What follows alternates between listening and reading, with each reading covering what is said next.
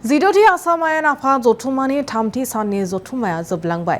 दिनै सदनाव दैखांनाय जाबाय इउसिसि बिल आरो आइजो संरैखा बिल। जिद'थि आसाम आयेन आफादाव इउसिसि बिल दैखांजाबाय। समाजारि न्याय आरो मोनथाय होनायनि थाखाय इउसिसि बिल दैखांजाबाय। लिभ इन रिलेशनशिपनि बिथिङाव गोख्रों आयेन। हाबा जायालासे सेंग्रा सिख्लाया जयै थानो हानाय नङा।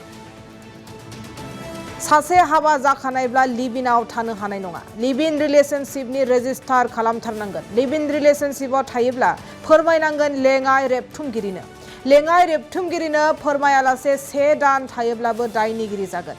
लिभ इनआव थानाय सासेनियाबो 21 बोसोरनि दुइसिन जानो मोननाय नङा। रेजिस्टार खालामालासे लिभ इन थायोब्ला 10,000 जुरिमाना होनांगोन। लोगोसे 3 दान जोबथेसालियाव थानांगोन दायनिगिरिया आरो बायजो हादरसायाव लिभ इनआव थायोब्ला बे एखे आयेना गोहोम गोग्लैगोन। दिनै सदनाव दैखांनाय जाबाय इउसिसि बिल आरो लोगोसे आइजो संरैखा बिल। लोगोसे सदनाव गनायथि मोनो आइजो संरैखा बिलआ। बे बिलखौ दैखांनाय समाव बेरेखा दोलोआ हेंथाबो होयो। बे आयदायाव आसाम आयेन आफादनिफ्राय जर'खा मोनसे फोरमायगोन बर' बिफाननि गाहाय सुजुगिरि किंकन मुसाहारिया।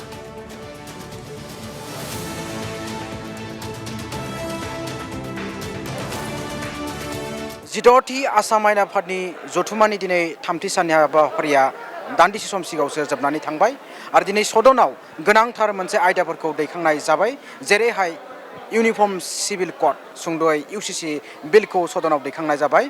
गिबि मन्थ्रिनि डक्टर हिमन्त बिश्व शर्मा बिथांनि जानानै मन्थ्रि अतुल बरा बिथाङा सदनाव इउसिसि बिलखौ दैखाङो आरो बे इउसिसि दैखांनाय समावनो बेरेखा दोलो फारसेनिफ्राय बिदान्थायारि मोनसे थासारि सोमजियो आरो गुबुन फारसेथिं दिनैहाय बेबायदिनो आइजो संरैखा बिल एबा आइजो गोहो मोनथाय बिलखौ लानानैबो मन्थ्रि अजन्ता नेउग बिथाङा दैखांनाय जायो। बे आइजो संरैखा एबा आइजो रैखाथि गोहो बे मोनथाय बिलखौ आरो बेबायदिनो आरो सदनाव बे आइजो संरैखा बिला गनायथि मोनबाय दिनैनि बे सदनाव आरो बेबायदिनो फैगौ 27 मे जथुमाव बेबायदिनो बेयो बिला पास जानो थांगासिनो दं होननानै जों मिथिनो मोननाय जादों आरो मोननैबो बिलखौ लानानै दिनै सदनाव दैखांनाय जाबाय आरो दिनैनो थामथि साननि बे सदननि हाबा हुखाया दान्दिसे सम सिगाङावसो जोबनानै थांबाय आरो मख'जाथावना बाथ्राया बिसोरदि इउसिसि बिलनि गुबैहाय जोङो बाथ्राखौ बुंनो थाङोब्ला इउसिसि बिला थारैनो जिथु गनायथि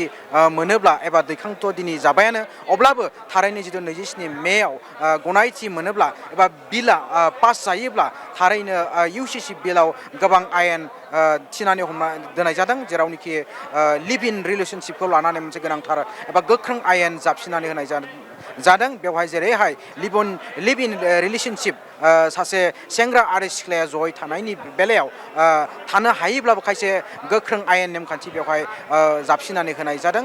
जेरैहाय सासे सेंग्रा सिख्लाया लिभ इन रिलेशनशिपआव थायोब्ला एबा जयै थानायनि बेलायाव गोनांथार मोनसे आयेन खालामनानै दोनदों। जेरैहाय रेजिस्टारनो रेबथुमगिरि बिथांनि सायाव रेजिस्टार खालामनो नांगोन आरो बिथांनो रेबथुमगिरिनो फोरमायनो नांगोन आरो जुदि रेबथुमगिरिनो फोरमायालासिनो दान मोनसेबो थायोब्ला बियो दायनिगिरि जागोन आरो जेरैहाय बे जाय सेंग्रा सिख्लाया 21 बोसोरनि सिंनि गाहायाव जायो अब्ला बिथांमोनाबो दायनिगिरि जागोन इउसिसि बिलनि बायदिब्ला आरो बेबायदिनो सरासनस्रा मोनसे आयेननि बादगायै बेबायदिनो इउसिसि बिलाव बेहाय हादरसायाव बे बिला थारैनो गनायथि मोनोब्ला बे आयेनाव गोख्रों जागोन आरो लिभ इनआव थानाय बेबायदिनो सेंग्रा सिख्लाफोरनि थाखाय खायसे गोरा बे गोख्रों आयेन जाबसिन होनायखौ जों नुनो मोननाय जादों आरो बेबायदिनो जों नोंथांमोननो खारिथि होनाय बायदियै